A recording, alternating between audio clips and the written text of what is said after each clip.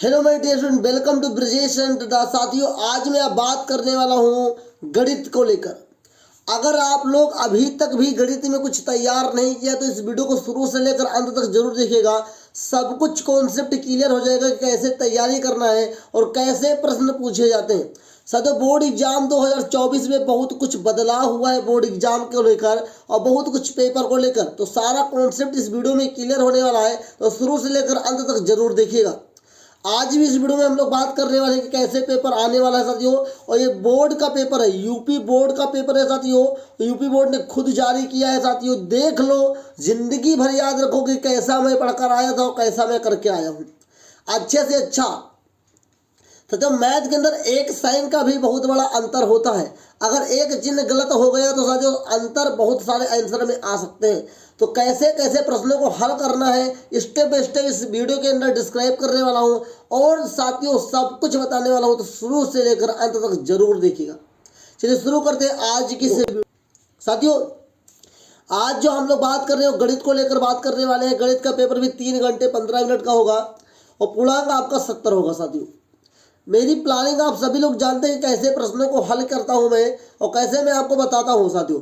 वही साथियों, पहले आपको 15 मिनट पेपर को पढ़ लेना है जिससे आपको पता चल जाए मुझे क्या क्या आता है।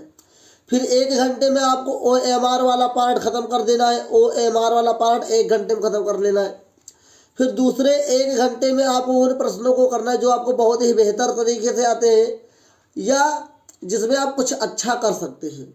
और उसके लास्ट के 1 घंटे में आपको वो भी प्रश्न करने की कोशिश करना है जो आपको नहीं आते हैं। देखो, अगर आप कुछ भी नहीं करोगे तो 0 नंबर मिलेगा।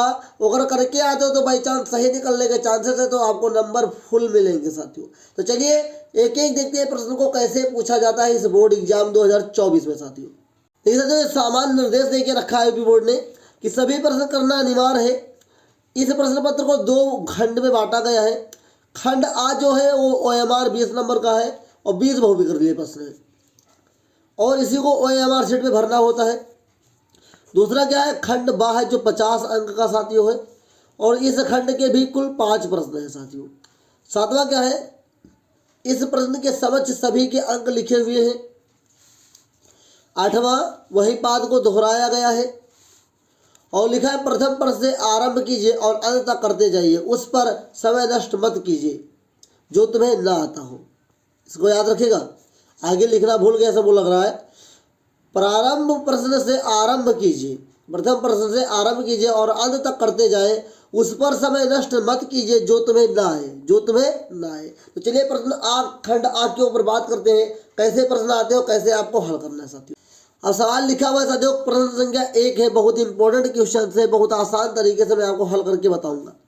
लिखा हुआ कि एलसीएम 2 संख्याओं का एलसीएम कितना है, 60 है। एचसीएम कितना है साथियों, 3 है। और एक संख्या 12 तो दूसरी संख्या क्या होगी। एक साधारण सा सूत्र मैं आपको बताता हूँ, याद रखिएगा, जिंदगी भर काम आएगा साथियों, कि A गुणे B बराबर होता है एलसीएम गुणे एचसीएम। क्या होता है, एलसीएम गुणे एचसीएम होता है साथियों। अब A गुणे B, A मतलब कोई एक संख्या, B मतलब कोई दूसरी संख्या। तो A का मान कितना देके रखा है साथियों, 12 अपना, गुणे B। यहाँ आप देख भी सकते हैं साथियों। और एलसीएम का मान कितना है, 60 और एचसीएम का मान 3। तो एलसीएम की जब रखेंगे साथियों 60 और एचसीएम की जब रखेंगे 3। ओके, आई होप आप लोग जान गए होंगे। अब देखिए हम लोग पढ़ के रखेंगे, जो चीज़ इधर गुणे में होता है इधर आएगा भाग में हो जाएगा। तो बराबर 60 गुणे 3 नीचे हो जाएगा 12। तो क्या करेंगे, 12 एकम 12, 12 पंचे 60। तो B बराबर हो जाएगा साथियों 5 गुणे 3 मतलब 5 तय 15। तो B का मान कितना होगा, 15। तो साथियों ऑप्शन नंबर साथियों दूसरा इसका सही है, 15 आपका एकदम करेक्ट आंसर है। आपको क्या करना है, गोला भर देना है। देखिए गणित के प्रश्न को, बहुविकल्पीय प्रश्न को भी आपको हल करके लगाना है, तभी आप अच्छा अंक पाएंगे, अच्छे से अच्छा कर पाएंगे। वरना अगर आप अंधी फंसाने में जाएंगे तो अधिकतर प्रश्न मैथ में गलत हो सकते हैं। प्रश्न को लगाइए, हल कीजिए, तब टिक कीजिएगा, तभी आपको फुल मार्क्स मिलने के चांसेस है साथियों। ठीक है, क्वेश्चन नंबर दूसरा लिखा हुआ है कि एक शून्योत्तर परमेय संख्या और एक अपरमेय संख्या का गुणनफल होता है। याद रखिए साथियों, जब एक शून्योत्तर संख्या होगी और जब साथियों अपरमेय संख्या होगा, उसको आप गुणा करेंगे सदैव अपरमेय संख्या ही आएगी। इस बात को याद रखिएगा। तो ऑप्शन नंबर 1 आपका सही है। आइए आगे देखते हैं साथियों। लिखा हुआ क्वेश्चन नंबर तीसरा, रेखा युग्म समीकरण x प्लस 2y माइनस 5 बराबर 0, 4x प्लस 8y माइनस 20 बराबर 0, इसके कितने हल होंगे। आइए हल निकालने का एक आसान सा तरीका मैं आपको बताता हूँ। पहले आप लोग क्या करना है, पहले आप लोग समीकरण लिख लीजिएगा। यहाँ पर देखिएगा, a1 b1 c1 a2 b2 c2। अब एक आसान सा तरीका मैं आपको बताता हूँ। a1 अपान a2 बराबर, देखिए a1 का मान यहाँ पे कुछ नहीं तो 1 है साथियों। यहाँ पे इसे देखिए b2 का मान कितना है 4, तो a अपान b1 का a1 अपान a2 का मान 1/4 हो गया। b1 b2 देख लीजिए, b1 अपान b2 बराबर होगा साथियों, b1 का मान 2 देके रखा है, b2 का मान 8, 2 1 कम 2, 2 चौको 8, तो क्या हो जाएगा 1/4 हो जाएगा। अब यहाँ पे देखिए तो c वाला का मान, तो c का मान कितना है c1 अपान c2। मैं बहुत आसान तरीका आपको बताया हूँ, सब लोग c2 वाला कर लीजिएगा। तो c1 कितना है साथियों, यहाँ पे -5 है, और c2 का मान यहाँ पे -20 है। माइनस से माइनस कैंसिल हो जाएगा, और 5 1 5, 5 चौको 20, यहाँ पर भी 1/4 आ जाए। अब अगर थोड़ा सा भी ध्यान दे साथियों, तो a भी आपका 1/4 आया, ये भी 1/4 आया है, और a भी 1/4 आया है। तो जब a और b c के तीनों के मान एक जैसे होंगे साथियों, तो अनेक हल होंगे। कितने होंगे, अपरिमित रूप से अनेक हल होंगे। जब a b c तीनों के मान बराबर हो जाए तो क्या होंगे, अपरिमित रूप से अनेक हल होंगे। आइए अगले प्रश्न की ओर चलते हैं साथियों। अब लिखा है साथियों क्वेश्चन नंबर 4 आपका, वह बड़ी से बड़ी संख्या ज्ञात कीजिए या बताइए जिसमें 70 और 125 को विभाजित करने पर 5 और 8 से सफल प्राप्त होते हैं। सबसे आसान तरीका आपको बताऊंगा, सीख लो, एग्जाम में वही फार्मूला लगाना। देखिए जब बड़ी से बड़ी पूछे तो याद रखो साथियों, वहाँ पे HCF निकालना है। देखिए सबसे पहली संख्या 70 है, 70 में से 5 को घटा दो। दूसरी संख्या 125 है, 125 में से 8 घटा दो, तो 70 में से 5 घटाएंगे साथियों 65 बच जाएगा, और जब 125 में से 8 जाएगा साथियों तो 117 बच जाएगा। यहाँ तक आपका कॉन्सेप्ट क्लियर हो चुका है। अब हमें बताना हो बड़ी से बड़ी संख्या कौन सी है जिसको भाग करेंगे साथियों तो 5 और क्या बचने वाला है, 8 बचने वाला है। तो इसका हम लोग भाग विधि द्वारा HCF निकाल लेंगे। तो 65 एक कम 65 हो जाएगा साथियों, 7 में से 5 जाएगा 2 बचेगा, 11 में से 6 जाएगा 5 बचेगा। ओके, 52 को ऐसे कर लेंगे और यहाँ पे आ जाएंगे 65, शेषफल जो यहाँ पे बच जाएगा। तो 52 एक कम 52 भी जाएगा अभी भी। तो 5 में से 2 गया 3 बचेगा, और 6 में से 5 गए 1, और ये जो 13 है साथियों, इस 13 को फिर यहाँ पे इसको लेकर आएंगे 52, 13 चौको 52 हो जाएगा, 13 चौको 52 कट जाएगा। तो साथियों जो लास्ट में जहाँ पर भी शेषफल आपका 0 आ जाए, तो जो लास्ट में आपका जिससे भाग किया आपने वही आपका आंसर होगा। तो ऑप्शन नंबर साथियों 1 सही होगा, 13 आंसर आएगा। अगर आपको विश्वास है तो 13 से 70 को भाग करो, 13 बच्चे 65, 5 शेषफल आ गया। इसको भाग करेंगे आपको 8 आ जाएगा, 13 9 117, 8 यहाँ पर शेषफल आ गया। तो साथियों आप अपने आंसर को चेक भी कर सकते हैं। सबसे पहले मैंने क्या किया, पहले वाली संख्या में से पहले को घटा दिया, दूसरी संख्या में से दूसरे को घटा दिया, और बचे हुए को भाग विधि के द्वारा HCF निकाल लिया। जो लास्ट में आंसर आया वही अपना करेक्ट आंसर होगा। आइए आगे देखते हैं साथियों, अगला प्रश्न किस तरीके से लगाया जाएगा। क्वेश्चन नंबर 5 लिखा साथियों, 3 के प्रथम 5 गुणजों का योग है। योग पूछा है, 5 गुणजों का योग मतलब 5 तक पहाड़ा पढ़ो, उसको जोड़ो, देखो कितना आंसर आएगा। तो देखिए 5 गुणजों का योग पूछा है, तो 3 3 दूनी 6, 3 त्रिका 9, 3 चौको 12, और 3 बचे 15। अब इसको जोड़ लेंगे, जो आपका आंसर आएगा वही आंसर आएगा साथियों। तो देखिएगा 5 2 7, 7 में जब 9 जोड़ेंगे साथियों तो हो जाएगा 16, 16 में 6 जोड़ेंगे साथियों तो हो जाएगा 22, 22 में 3 जोड़ेंगे साथियों हो जाएगा 25 के 5, हासिल आया 2, और 1 1 2 2 4, तो कितना होगा 45। तो ऑप्शन नंबर 1 साथियों सही है, करेक्ट आंसर है। एकदम आपके सामने मैंने वेरीफाई किया है कि कैसे 45 आया। गुणजों का मतलब होता है उसके गुणनफल, मतलब उसके टेबल को लिखते जाना है।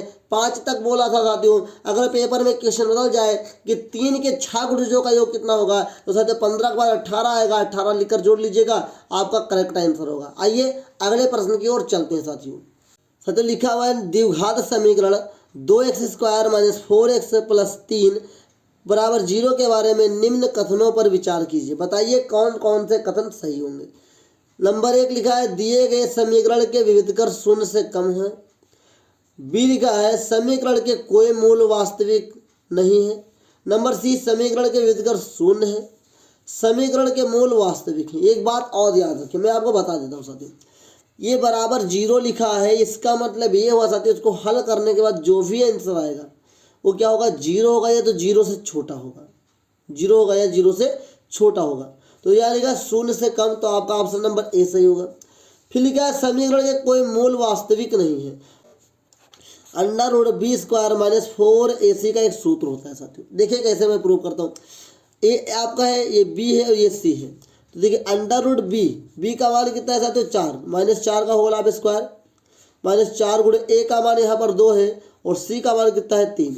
अब देखिएगा ध्यान से साथियों, 4 का 16 हो जाएगा माइनस 4 दूनी 8, 8 तो 24, कितना 8 तो 24, तो अंडर रूट कितना बचेगा -8। अब बताइए साथियों, माइनस अंडर रूट जो 8 है साथियों, ये 0 से क्या है, छोटा है, क्योंकि माइनस लगा है। ए और डी सही हो। कैसे, अब मैं आपको बताता हूँ साथियों।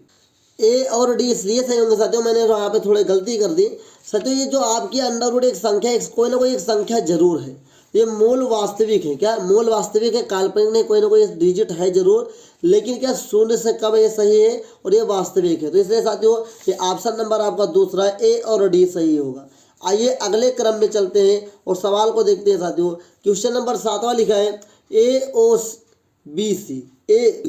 AOBC एक आयत है जिसके 3 शीर्ष ये साथियों दे के रखे हैं, इसका विकर्ण हमें बताना है।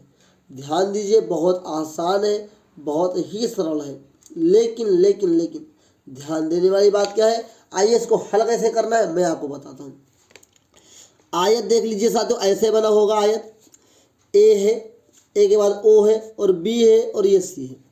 कहा गया है साथियों कि जो ए है वो 0,3 है, ओ है वो 0-3 है, बी क्या है 5,0 है। अब हमें बताना है इसका विकर्ण का मान कितना होगा। तो साथियों विकर्ण 1 डालते हैं AD, क्या डालते हैं AD।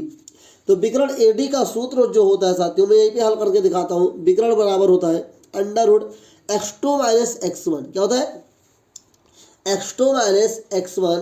तो x2 का मान साथियों यहाँ पे हो जाएगा, यहाँ पे मान लिख देते हैं, ये आपका x1 है, ये आपका x2 है, ये आपका y1 है भाई, ये आपका क्या है, ये आपका x2 है, ये आपका y2 है। अब देखिए साथियों, यहाँ पे हम सूत्र लगा सकते हैं x1 माइनस x2। क्या x1 का मान कितना है साथियों, x1 का मान 0 है, तो 0 minus 5 plus y2 minus y1, sorry हाँ y2 गलत हो रहा है भाई, y1 माइनस y2, तो 3 माइनस 0। अब ध्यान दीजिएगा, 5 बचा, यहाँ पे स्क्वायर लगा होता है, 5 बचा तो 5 का स्क्वायर 25 हो जाएगा, 3 बचा 3 का स्क्वायर 9, तो यहाँ अंडर रूट कितना हो जाएगा 34।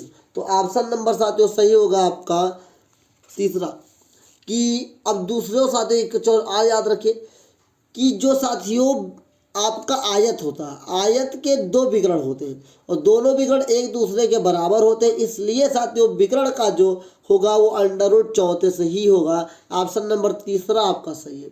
आप लोग जब भी आपको कभी भी बोर्ड एग्जाम में जाएं तो इसको आपको हल करके ही क्वेश्चन को लगाना है, जिससे कि आपका प्रैक्टिस अच्छे से हो जाए। सर आइए अगले प्रश्न क्वेश्चन नंबर 8 की ओर चलते हैं और देखते हैं इसको कैसे हल करना है हमें। एक क्वेश्चन नंबर 8 लिखा हुआ है, यदि समीकरण x² प्लस kx माइनस 5/4 बराबर 0 का एक मूल 1/2 है तो k का मान ज्ञात करो। तो साथियों हम मानते हैं कि माना x की वैल्यू 1/2 जो यहाँ पे दे के रखी है, तो हम x की वैल्यू मान लेते हैं। तो माना x बराबर 1/2, हम इस जहाँ x इस वैल्यू को पुट कर देंगे तो 1/2 का होल आप स्क्वायर हो जाएगा, ध्यान दीजिएगा, प्लस k गुणे 1/2 माइनस 5/4 बराबर 0। ये मैं सबसे आसान तरीका बता रहा हूँ, ऑब्जेक्टिव के लिए है साथियों। अब देखिए 1 का स्क्वायर 1 होगा, 2 का स्क्वायर 4 हो जाएगा, प्लस k कम k हो जाएगा और नीचे 2 माइनस 5/4 बराबर 0। और ध्यान दीजिए साथियों, यहाँ भी 4 है, यहाँ भी 4 है, लेकिन यहाँ पे 2 है, तो इसको हर बराबर करने के लिए 2 से नीचे पर गुणा करेंगे तो यहाँ हो जाएगा 1 प्लस 2 1 कम 2k प्लस यहाँ पे 5 बचेगा, नीचे 4 बचेगा बराबर 0। यहाँ पर हम 1 मानेंगे और तीन गुणा कर लेंगे साथियों, 4 0 0, यहाँ पे माइनस का 5 बचा है, तो प्लस माइनस माइनस तो हो जाएगा 2k माइनस 4 बराबर 0।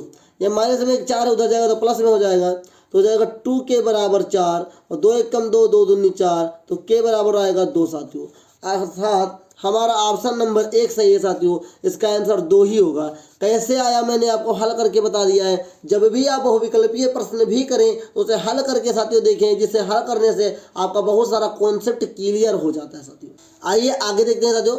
लिखा है 9 नंबर, दो त्रिभुज समरूप कब होंगे। समरूप का मतलब कॉन्ग्रेंट कब होंगे, कॉन्ग्रेंस कब होंगे। तो साथियों कॉन्ग्रेंस होने की 2 चीज़ है। मान लो ये 2 त्रिभुज है हमारे, ये 2 त्रिभुज हैं, ये कब होंगे, या तो इनके साथ जो एंगल जो है वो बराबर हो जाए, या तो इनकी भुजाएं बराबर हो जाए। बस अगर 2 भुजा 1 कोण बराबर हो जाए तब भी ये हो सकता है। अगर 1 कोण 2 भुजा बराबर हो जाए तभी त्रिभुज कॉन्ग्रेंस होगा। अगर 2 कोण 1 भुजा बराबर हो जाए तब भी त्रिभुज क्या होगा, कॉन्ग्रेंस होगा। या तीनों भुजा बराबर हो जाए तब भी ये त्रिभुज कॉन्ग्रेंस होगा। तो किन किन स्थितियों में होगा उसे हमें पढ़ के और सही करना है। लिखा यदि इनके संगत कोण बराबर हो। हाँ भैया संगत कोण बराबर होने चाहिए, चलो ये भी सही है।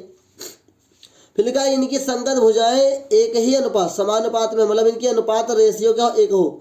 उपयुक्त दोनों इनमें से कोई नहीं। तो ऑप्शन नंबर साथियों आपका तीसरा सही है। उपयुक्त दोनों मतलब 1 और 2 दोनों सही है, इसलिए हम उपयुक्त दोनों लगाएंगे। लेकिन ऑप्शन नंबर यही तीसरा ही सही है। अगर आप 1 लगा कर आएंगे तो ये भी गलत हो जाएगा। तो ऑप्शन नंबर तीसरा साथियों उपयुक्त दोनों सही होगा। आई होप आप क्वेश्चन नंबर 9 भी कर चुके होंगे बहुत बेहतर तरीके से। आइए क्वेश्चन नंबर 10 की ओर चलते हैं और देखते हैं ये प्रश्न कैसा लगेगा, कैसे लगेगा। मैं आपको इसका डाटा अलग लिखकर हल करके दिखाता हूँ साथियों।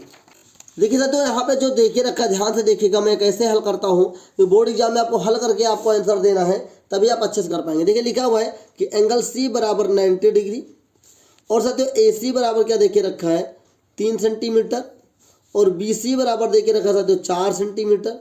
तो बताइए साथियों इसमें माध्यिका का माप हमें बताना है।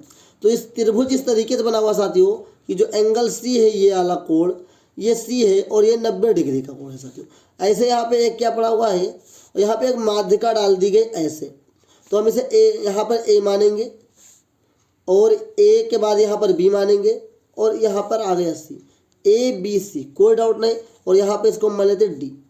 अब कह रहे साथियों कि जो आपका ए सी का मान है वो 3 सेंटीमीटर है, जो आपका बी सी का मान है वो साथियों आपका 4 सेंटीमीटर। अब ध्यान दीजिएगा, यहीं पर ध्यान देने योग्य है। अगर यहाँ पर आप ध्यान नहीं देंगे तो आपके लिए बहुत बड़ी मुश्किलें आ सकती हैं, जो कि आपके लिए नहीं आनी चाहिए साथियों। ये 4 है और ये 3 है। तो पहले हम ए बी का मान निकालेंगे। ए बी को कर्ण बोला गया तो पाइथागोरस प्रमेय का हम उपयोग करेंगे कि ए बी का होल ऑफ स्क्वायर बराबर साथियों बी सी का होल ऑफ स्क्वायर प्लस ए सी का होल ऑफ स्क्वायर।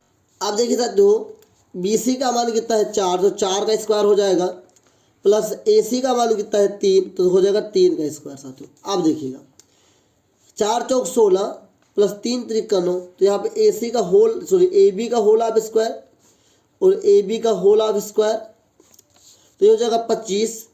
स्क्वायर हटेगा रूट लग जाएगा, तो ए बी बराबर अंडर रूट 25 बराबर हो जाएगा 5 सेंटीमीटर। तो अगर साथियों ए बी का मान 5 सेंटीमीटर आया है तो हम डी बी का मान कितना होगा ये भी पता लगा सकते हैं। तो देखिएगा सर ध्यान, तो लिख सकते हैं कि डी बी बराबर ए बी अपान 2, क्योंकि जो यहाँ पे माध्यिका है, माध्यिका किसी भी भुजा को किसी भी त्रिभुज को 2 बराबर में बांट सकती है। तो साथियों यहाँ पे हम बोल सकते हैं 5/2 बराबर 2.5 सेंटीमीटर। आई होप आपको इतना पता चल ही गया होगा, डीबी का मान पता चल गया है। और यहाँ पे देखिए जब भी साथियों कोई माध्यिका पड़ता है वो 90 डिग्री का कोण बनाती है और 90 डिग्री के सामने वाली भुजा जो साथियों कर्ण कहलाती है। इस बात को याद रखिएगा। तो यहाँ लिखेंगे त्रिभुज डी बी सी में लिख सकते हैं आप लोग, इसको काट के लिखेंगे त्रिभुज बी डी सी में क्या है, ये आपका कर्ण है, बी सी कर्ण है। क्या साथियों ये बी सी कर्ण है, तो यहाँ पे लगाएंगे फार्मूला हम लोग क्या, बी सी का स्क्वायर बराबर डी बी, क्या डी बी का whole of square plus D C का होल ऑफ स्क्वायर। अब ध्यान दीजिएगा यहाँ पर बी सी का मान कितना है साथियों, तो बी सी का मान 4 है, तो 4 का स्क्वायर हो जाएगा बराबर। अब देखिए ध्यान से बी डी का मान कितना है, बी डी लिखो चाहे डी बी लिखो एक ही चीज़ है, 2.5 मतलब 5/2, इसको 5/2 लिख सकते हैं स्क्वायर में। प्लस ये DC का मान हमें निकालना है, DC का स्क्वायर। ध्यान दीजिएगा, अच्छे से समझा रहा हूँ, ध्यान से समझ लो। तो ये साथियों प्लस में इधर आएगा तो माइनस में, तो DC का होल ऑफ स्क्वायर बराबर हो जाएगा 4 चौक 16 माइनस 25 बटा 2। अब देखिए साथियों, तो DC बराबर का होल ऑफ स्क्वायर बराबर होगा 16 दूना 32 माइनस 25, नीचे क्या हो जाएगा 2, सर 2 दूनी 4 हो गए, गलती हो गई 4 यहाँ लिखे, तो यहाँ पे 64 हो जाएगा। कितना हो जाएगा 64। अब आगे देखिएगा, तो DC का होल ऑफ स्क्वायर बराबर 14 में से 5 जाएगा 9 बचेगा, 5 में से 2 गया 3 बचेगा, नीचे 4 बचेगा। तो साथियों DC बराबर हो जाएगा ये आपका अंडर रूट 39/4, इसको लिख सकते हैं अंडर रूट 39/2। अब देखिए साथियों, इसमें ऑप्शन मैच करते हैं, उसके बाद हम लोग बात करते हैं। तो साथियों इसके अंदर कहीं 39/2 दे के नहीं रखा है, तो लगभग साथियों 39 का जो मान होता है, अंडर 39 का मान वो 6.244 होता है, बटे में 2, तो 2 1 कम 2, 2 3 6.2 1 कम 2, 2 दूनी 4, 2 दूनी 4, तो लगभग आएगा 3.122। यहाँ पे देखेंगे मैच करेंगे साथियों, यहाँ पे 2.5 है, यहाँ पे केवल 3 है, यहाँ पे क्या 3.5 है, यहाँ पे 4 है। साथियों हमारा होना कितना चाहिए 3.122। अगर हम थोड़ा सा नियर अबाउट जाए तो ये 3 सेंटीमीटर के नियर अबाउट है, तो ऑप्शन नंबर साथियों दूसरा आपका सही होगा। देखिए कितनी आसानी से मैंने सवाल को लगाया है, लेकिन इसके लिए आपको सूत्र याद होने चाहिए और हर एक सवाल को लगाने के बाद ही टिक कीजिएगा, ये मेरा आपसे रिक्वेस्ट है। आइए अगले प्रश्न की ओर चलते हैं। देखिए क्वेश्चन नंबर 11 लिखा है कि यदि sine theta minus cos theta बराबर 1 है तो इसका मान कितना होगा। साथियों जब भी आप लगाएंगे तो इसके दोनों पक्षों का वर्ग करेंगे, तो साथियों ये हो जाएगा आपका, दोनों पक्षों का वर्ग करेंगे तो ये साथियों कितना होगा a स्क्वायर, तो साइन का square theta plus cos square theta plus minus होगा 2 साइन थीटा और कॉस थीटा होगा। ध्यान से देखिएगा साथियों, बराबर 1 का स्क्वायर 1 होगा, इसका मान 1 होता है, तो minus 2 sine theta cos theta बराबर 1 से 1 कैंसिल हो जाएगा साथियों, तो यहाँ पर क्या बचा 0 बच गया। क्या बच गया 0 बच गया, तो माइनस 2 साइन थीटा, यहाँ पे कैंसिल नहीं कर सकते हैं आप, अगर कोई कहे तो इधर प्लस से उधर जाएगा तो माइनस में 0 ही हो जाएगा, तो बराबर साथियों 0 बच गया। क्या बच गया 0। अब देखिए ये प्लस इधर माइनस का है, इधर से जाएगा तो उधर भाग में हो जाएगा, तो साइन थीटा और कॉस थीटा बराबर 0 हो जाएगा। तो साइन थीटा और कॉस थीटा बराबर कितना आ गया 0 आ गया। अब देखिए हमको इसका मान निकालना है साथियों, तो ध्यान से देखिएगा, इसका सूत्र होता है sine square theta plus cos square theta का होल ऑफ स्क्वायर। इसका करेंगे तो बनेगा ये बन जाएगा, और साथियों प्लस क्या है प्लस 2 साइन थीटा, क्या बनेगा प्लस 2 साइन थीटा बनेगा। तो इसका मान कितना हो जाएगा साथियों 1, किसका मान 1 होता है, और 1 का स्क्वायर 1 होगा, यहाँ पे प्लस जब 2 साइन थीटा करेंगे इसका मान 0 हो जाएगा, तो 1 ही आंसर आने वाला है। तो ऑप्शन नंबर 1 आपका सही है साथियों, ऑप्शन नंबर 1 है। आई होप आपको समझ में आ रहा होगा। आइए अगले प्रश्न की ओर चलते हैं। अगला पर लिखा है कि साइन 2a बराबर 2 साइन थीटा, तो सत्य क्या है a का मान कितना होगा। देखिएगा साइन 2 थीटा, साइन 2a का सूत्र होता है साथियों 2 साइन a कॉस a होता है, और यहाँ पे देखिएगा साथियों यहाँ लिखा हुआ है 2 साइन a। तो यहाँ से कोशिश करें, अगर दिमाग लगाए हम लोग तो क्या कर सकते हैं, 2 साइन a और 2 साइन a कैंसिल हो सकता है। यहाँ पे क्या बचा साथियों कॉस a बराबर 1, और कॉस a किसका मान होता है, तो कॉस a बराबर होता है साथियों कॉस 0 डिग्री, क्योंकि कॉस 0 डिग्री का मान 1 होता है। यहाँ से ये कैंसिल हो जाएगा, तो a बराबर आएगा 0 डिग्री। तो ऑप्शन नंबर आपका 1 सही होगा। आई होप आप समझ रहे होंगे, बहुत ही आसान तरीका सवाल को हल करने का, बस आपका कॉन्सेप्ट क्लियर हो तो आपके लिए कोई दिक्कत नहीं होगा। आइए देखते साथियों प्रश्न संख्या 3 की ओर, साथियों 13 की ओर। 13 कह रहा है कि अगर tan थीटा बराबर साथियों 4 tan थीटा बराबर 3 है तो इसका मान क्या होगा। बहुत आसान सा तरीका है, इधर गुणे में इधर आएगा तो भाग में हो जाएगा साथियों, तो tan थीटा बराबर क्या हो जाएगा 3/4। अब हम लोग क्या करेंगे इसको हल करने के लिए, सबसे आसान सा मैं तरीका आपको बताता हूँ, आप बनेगा ये वीडियो में, कहीं जाने की जरूरत नहीं है। अब देखिए मैं आपको तरीका बताता हूँ कि ऊपर अंश और हर में दोनों क्या करेंगे साथियों कॉस थीटा से हम लोग भाग करेंगे। तो जब यहाँ कॉस थीटा लिखेंगे तो ये हो जाएगा साथियों 4 tan थीटा, और यहाँ पर जब करेंगे साथियों तो ये हो जाएगा 1। क्या करने पर कॉस से भाग करने पर, कॉस थीटा से भाग करने का इतना मैं तरीका बता दिया आपको। नीचे भी क्या हो जाएगा साथियों 4 tan थीटा प्लस 1। अब ये 4 से 4 कैंसिल कर सकते हैं और टेन थीटा का मान कितना 3/4 आया है, बराबर में 3/4 माइनस 1, 3/4 प्लस 1, 4 एकम 4 हो जाएगा साथियों। ध्यान से देखिएगा तभी आप समझ पाएंगे। थोड़ी गलती मैंने कर दी यहाँ पे, पहले मुझे नहीं काटना चाहिए था। 4 लिख दो अभी तो ही फायदा रहेगा, वरना भी गलती हो सकती है साथियों। ये 4 से 4 कैंसिल, 4 से 4 कैंसिल, अभी ये 4 नहीं कटा हुआ है तो कितना बचा साथियों 3 माइनस 1, नीचे कितना बचा साथियों 3 प्लस 1, 3 में से 1 जाएगा साथियों 2 बचेगा और 3 1 4 हो जाएगा। तो 2 1 कम 2, 2 दूनी 4, 1/2 आपका आंसर आएगा। तो ऑप्शन नंबर साथियों तीसरा सही है। ऑप्शन नंबर तीसरा सही है, 1/2 इसका आंसर आने वाला है।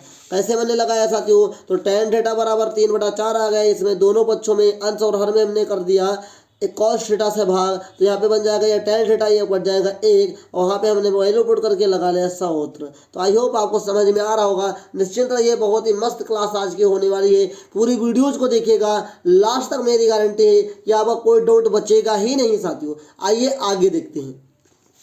अब देखिए क्वेश्चन नंबर 14 लिखा है कि सेक ए प्लस tan a और 1 माइनस साइन ए, तो इसका मान बताइए। तो सेक ए बराबर होता है साथियों 1 कॉस ए, तो लिखेंगे 1 कॉस ए। tan बराबर होता है साथियों साइन ए कॉस ए, इसको एक ब्रैकेट में और एक ब्रैकेट में अपना क्या है 1 माइनस साइन ए।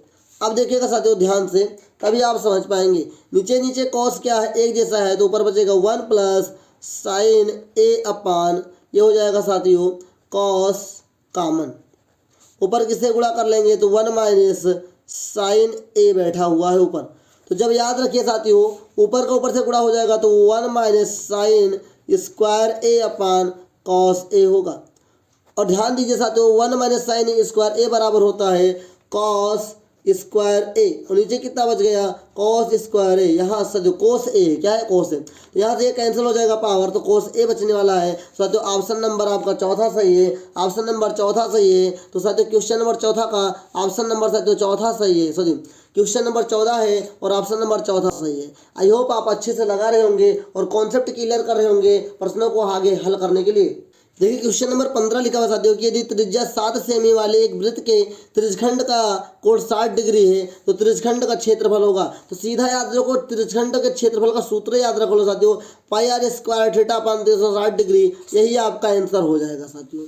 आइए क्वेश्चन नंबर 16 में लिखा है एक सुराही निम्नलिखित का संयोजन है। तो साथियों सुराही में क्या होता है, ऊपर गोला होता है और नीचे एक बेलन टाइप का बना होता है, सिलेंडर टाइप का साथियों। तो क्या होगा एक गोला और एक बेलन होता है, याद रखिए सुराही में एक गोला ऊपर होगा और नीचे बेलन टाइप का बना होगा। तो क्वेश्चन नंबर 16 तक आप अच्छे से समझ गए होंगे। तो वीडियो को लाइक कर दो भैया, इतनी मेहनत से समझा रहा हूँ, पेपर एकदम कॉन्सेप्ट क्लियर करो, यही पेपर छपने वाला, इससे बाहर क्वेश्चन नहीं आएंगे। आइए आगे देखते हैं साथियों।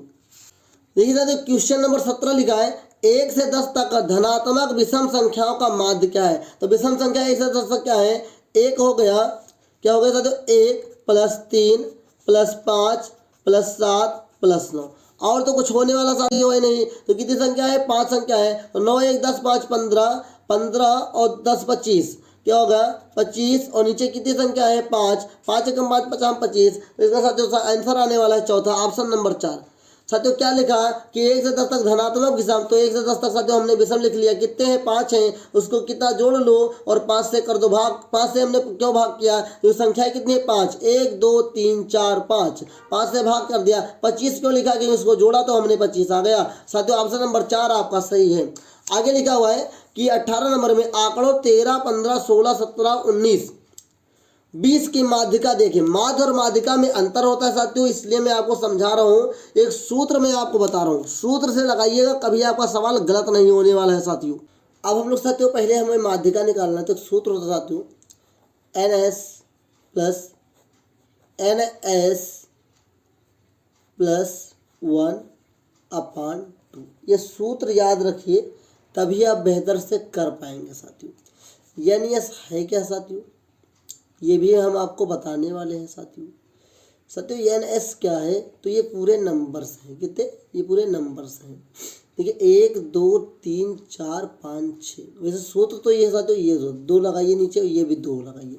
अब सूत्र जो आपका बनता है वो साधारण सूत्र साथियों क्या बनता है मैं आपको बताता हूँ, ये सवाल आपको भी हल करके दिखाता हूँ। सूत्र होता है साथियों n/2, फिर n/2 यहाँ प्लस 1 अपान साथियों 2, ये सूत्र होता है। एन क्या है, पूरे नंबर्स होंगे साथियों, 1 2 3 4 5 6, और एन यस जरूर लगाइएगा साथियों। अब ध्यान से देखिए हमने ऐसा क्यों लिखा है, इस बात को मैं आपको क्लियर कर देता हूँ। तो एन यस कितने नंबर हैं, 6 है साथियों, तो 6/2 प्लस 6/2 प्लस 1/2, ये 3 हो जाएगा और ये भी 3 हो जाएगा। तो यहाँ एन यस आ गया।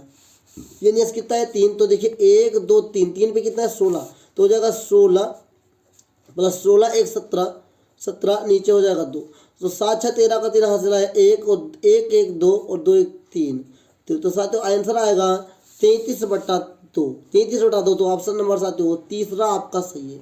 आइए अगला प्रश्न देखिए, क्वेश्चन नंबर साथियों 19 लिखा हुआ है, इसको कैसे लगाते हैं। इसके ऊपर पहले एक सूत्र मैं आपको बताता हूँ, तब मैं आपको आगे कुछ कहता हूँ। एक सूत्र होता है साथियों, माध्य बराबर माध्य माइनस बहुलक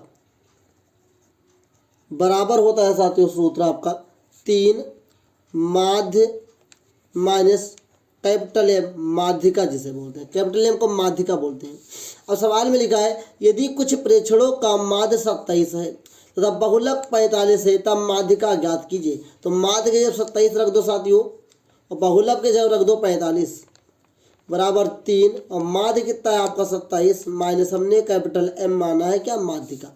यहाँ पे साथियों कितना बचेगा, तो 5 में से 7 नहीं जाएगा तो 15 में से 7 जाएगा साथियों 8 बचेगा, 3 में से 1 जाएगा, 3 में से 2 जाएगा तो साथियों 1 बचेगा। बड़ी संख्या माइनस से चिन्ह माइनस का लगेगा बराबर 3, क्या हो जाएगा 27 माइनस कैपिटल एम।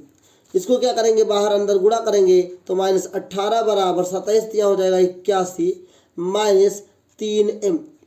साथियों माइनस को प्लस करने के लिए इस माइनस को इधर लेकर आएंगे, इस माइनस को उधर लेकर जाएंगे, तो 3m बराबर साथियों 81 + 18 हो जाएगा। मतलब कि साथियों 3m बराबर हो जाएगा 99, और 3 एकम 3, 3 त्रिकन हो, 3 त्रिकन हो, तो m बराबर साथियों 93 आंसर आएगा। मतलब माध्यिका कितना आएगा साथियों 33 आएगा। माध्यिका कितना आएगा 33 आएगा। तो ऑप्शन नंबर साथियों कौन सा है, ऑप्शन नंबर दूसरा आपका सही है साथियों। क्वेश्चन नंबर 19 का ऑप्शन नंबर 33 है। तो ऑप्शन नंबर दूसरा कितना आएगा, माध्यिका 33 आएगा। सवाल चाहे ऑब्जेक्टिव चाहे सब्जेक्टिव, जब आप हल करके लगाते हैं तो आप कंपटीशन में भी कुछ भी कर सकते हैं, और आप कॉन्फिडेंस के संग कर सकते हैं, अच्छे से कर सकते हैं, और विश्वास के साथ कह सकते हैं कि इतने प्रश्न मेरे सही होंगे। आइए अगले प्रश्न की ओर चलते हैं। अगला प्रश्न लिखा हुआ है साथियों कि जब एक पासे को फेंका जाता है तो 3 से छोटी एक विषम संख्या आने की प्रायिकता क्या होगी। ध्यान से देखिएगा, 3 से छोटी संख्या प्रायिकता होगी। अब देखिए कैसे हम लोग लगाएंगे। पहले हम लोग 1 से पासा होता 6, तो 1 2 3 4 5 6, वैसे 3 यहाँ पे विषम संख्या साथियों है। लेकिन सवाल क्या 3 से छोटी, तो 3 से छोटी 1 है। अब कोई भी पासा साथियों कम से कम साथियों 6 ही बार फेंका जाता है, फेंका जाएगा। संख्या आने पर रहता है क्या, तो 6 बार फेंकेंगे तो साथियों आएगा। तो सूत्र होता है साथियों एन ए अपान, क्या होता है साथियों N A upon N S. N A क्या है, तो एन ए साथियों विषम संख्याओं का, और यस क्या है जितनी बार पासा को फेंका जाएगा। तो कितनी विषम संख्या, एक ही 3 से छोटी है, और कितने बार साथियों 6 बार फेंका जाएगा। तो साथियों कितना आंसर आएगा 1/6। तो ऑप्शन नंबर साथियों 1 सही है 20 नंबर सवाल का 1/6। आई होप आप समझे होंगे कि कैसे सवाल लग रहेंगे। सवाल को लगाने के बाद आप कॉन्फिडेंस से कर सकते हैं कि मेरा सवाल सही है, मेरा जवाब भी सही है, और मैं अच्छे से करके आया हूँ, तो नंबर आपका बेहतर ही आएगा साथियों। अब देखिए खंड बा में कैसे कैसे प्रश्न आते हैं मैं आपको बता देता हूँ। सारे आप लोग क्वेश्चंस लिख के प्रैक्टिस कर लीजिए, इससे बाहर कोई भी क्वेश्चंस नहीं आने वाला है साथियों। लिखा खंड का में स्पष्ट कीजिए कि एक अभाज्य संख्या क्यों है। तो भैया स्पष्ट कर दो, कमेंट में बताना जरूर।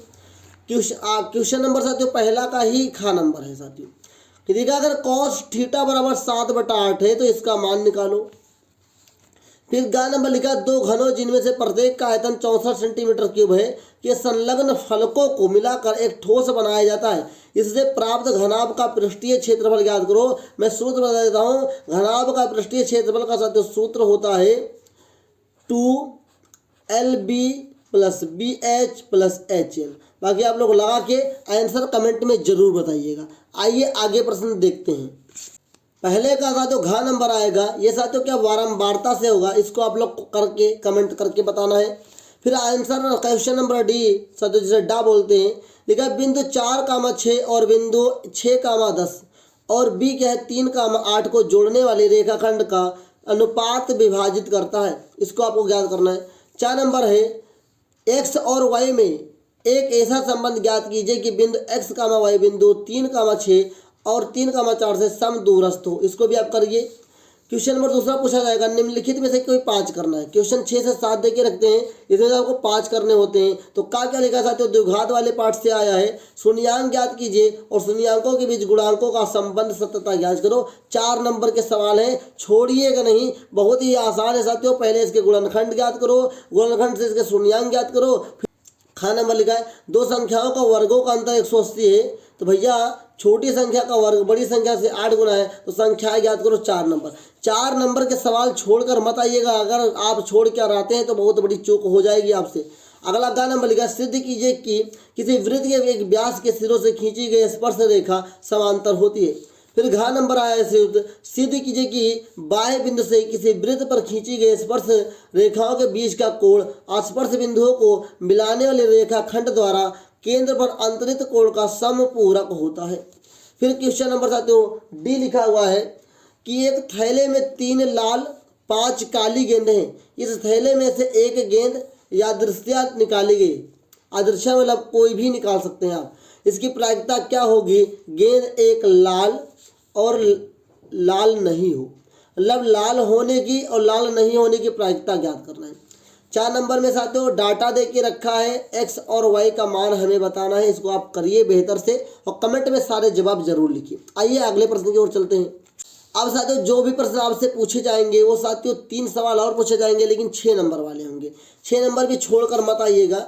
लिखा है कि 2 अंकों एक संख्या एवं उसके अंकों को पलटने या उलटने पर बड़ी संख्या का योग 66 है। यदि संख्या के अंकों का अंतर 2 है तो संख्या ज्ञात कीजिए। बहुत इंपॉर्टेंट है, अथवा करके भी आ जाता है साथियों।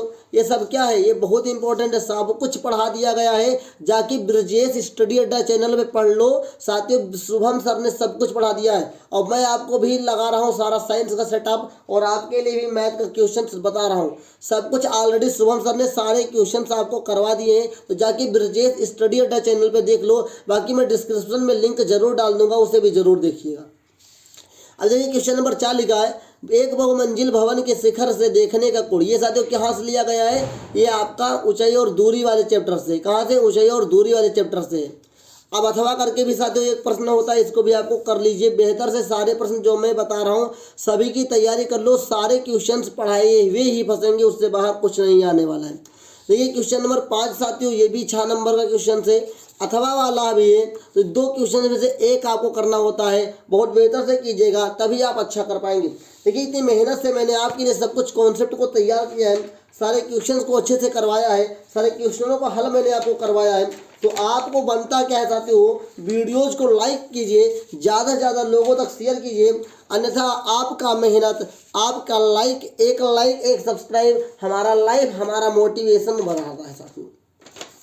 देखिए मैंने आपको बताया क्या गणित के पेपर को अच्छे से अच्छा हल करने का तरीका। सारे प्रश्नों को मैंने बहुविकल्पीय हल करके दिखा दिया, बाकी बड़े प्रश्नों को मैंने सजेशन दे दिया है, आप लोग हल कर लीजिएगा साथियों।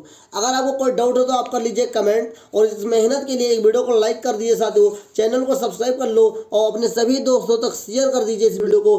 मैथ में रीडर लगता है तो इससे बाहर कुछ नहीं आने वाला है। जो मैंने बताया उतना तैयार कर लो साथियों, एकदम मैथ में 70 में 70 आएगा, 70 में 70 आएगा, मेरी पूरी गारंटी, अगर आप अच्छे से करके आते हैं। बाकी मिलते हैं नेक्स्ट वीडियो में, तब तक के लिए ध्यान रखिए और चैनल को सब्सक्राइब कर दीजिए। मिलते हैं, जय हिंद जय भारत।